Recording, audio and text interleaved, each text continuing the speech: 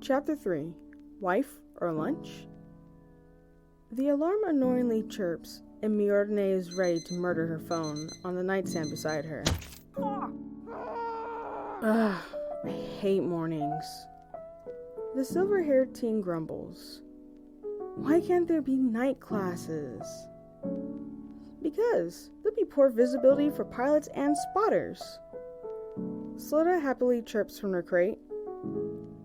The night before, Miordine tried to bribe the strange teen into sleeping on the futon. She wouldn't budge, no matter what. Even for a thick slice of ham. Yeah, I know. Now get up. We need to get to school and get you enrolled. Yay! Suletta launches herself out of the crate. She grabs a uniform, then sprints to the bathroom. Miordine shakes her head at the antics of her new fiancé. It's too early to be this energetic. Maybe she is part Tanuki. She would deny it, up and down, if someone asked her, but Miordine is developing a soft spot for the strange redhead. The two eventually walk side by side up to the school. Suletta is taking in the sights and sounds like she's a tourist. Meanwhile, Miordine is trying to dodge looks from her peers. It's not that she's embarrassed by her new fiancé. She's embarrassed by her father even entertaining the idea of buying her a spouse. Not even 10 minutes into Suletta being officially enrolled, and trouble comes butting in. Trouble being a hot-headed idiot named Gruel. He stomps up to Miordine and shouts, "Who is this?" The silver-haired teen pinches the bridge of her nose in annoyance.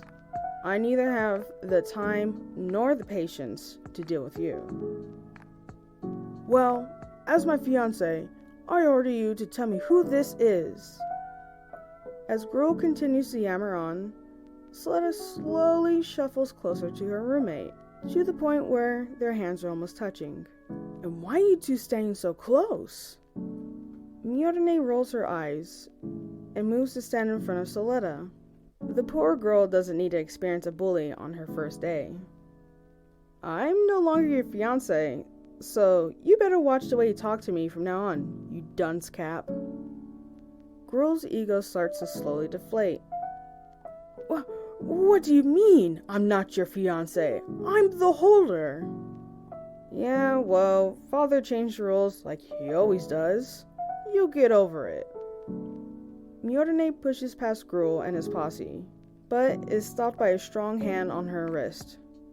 I refuse, Gruel shouts in her face. Let her go, or else. Suletta slides to be directly in front of the bully. What is a tiny little weakling like you going to do about it? Gruel laughs as he reaches out to pat the Tanuki-looking teen on the head. Oh, I wouldn't do... Chomp. Suletta reflexively buries her teeth into the taller teen's hand. Gruel screams and waves his hand around, trying to get Suletta to release him, but to no avail. Suletta, let him go before he catches stupid. Miordine shakes her head, not really knowing what to do about the chaotic situation. The redhead quickly releases the offending hand and moves to stand next to Miordine, ready to bite again if needed. That's it! I challenge you to a duel! Does she even know how to pilot? A bystander loudly whispers. Don't entertain this idiot.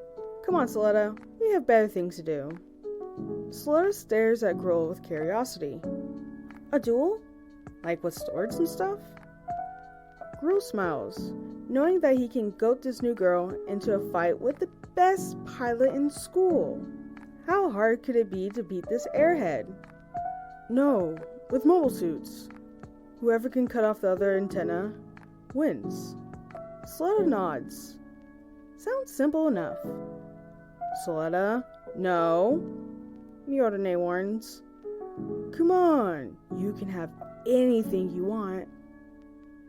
A teen with long blonde hair slowly strolls up to the scene like there's not a problem in the world. Suletta strokes her chin in deep thought. And if you win? She points to the duo-toned haired teen. I want Mjolnir's hand in marriage. Gruel flashes his trademark cocky smile. Suletta, don't you dare! Mjolnir's done being a poker chip in these fools' duels. I'll take away your box! Suletta doesn't want her box to be taken away, but she doesn't want this creep to keep bothering her friend. Her stomach starts to growl. The two girls make eye contact, and in that moment, Mjolnir knows what's about to come out Suletta's mouth. Suletta, I want a sandwich. The redhead states happily. Ah, what a choice. Are you sure? If you lose, Mjolnir will have to move into the Jeddah house. The blonde teen from Grassley can't believe how stupid this girl is. Yes, I'm pretty hungry. And so, it will be. The blonde turns to Mjolnir. You can give her the details. See you after class is let out for the day. Bye! Gruel spits on the floor. Tuh!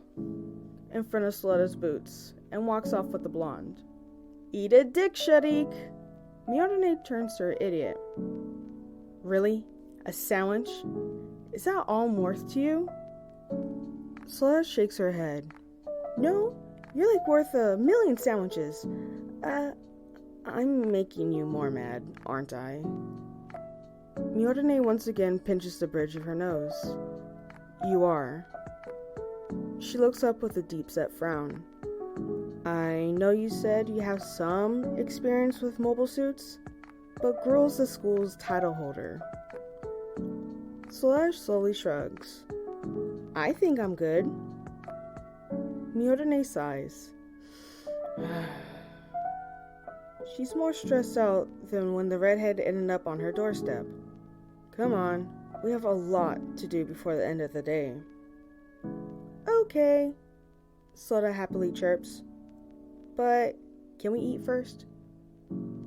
Later that same day, Suletta is sitting in a well-used mobile suit, ready for battle. She noticed Mjolnir's attitude swiftly change from anger to worry as the school day came to an end. Remember what's at stake. End this as quickly as you can. The silver-haired teen calls over their headset. Suletta is grateful they didn't have to find a third person to act as their spotter. Mjolnir can do both navigator and spotter positions at the same time. KP-001 Gruel Jeddah with the Delanza. There's a long drawn-out silence until Shadik coughs into his hand. Ahem. Oh, LP-041 Suletta Mercury with the Demi-Trainer? I think that's what it's called. They wanted Suletta to memorize some saying, but she forgot the moment she stepped in the battlefield. She mumbles along with the other guy, who clearly has said this more times than he can count. Fight! Shadik shouts over the intercom. Suletta watches as a drone flies overhead. She was told matches are recorded, but she didn't think that they would be viewed live for the whole school. Maybe this isn't worth a sandwich after all. Gruel charges head on, wanting to get this inconvenience over and done with as quickly as possible.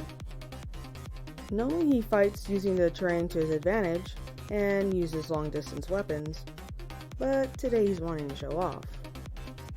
He also bet he could beat this mystery girl in less than a minute. Gruel swings high, but Suletta's reaction time is faster than anyone he's been up against.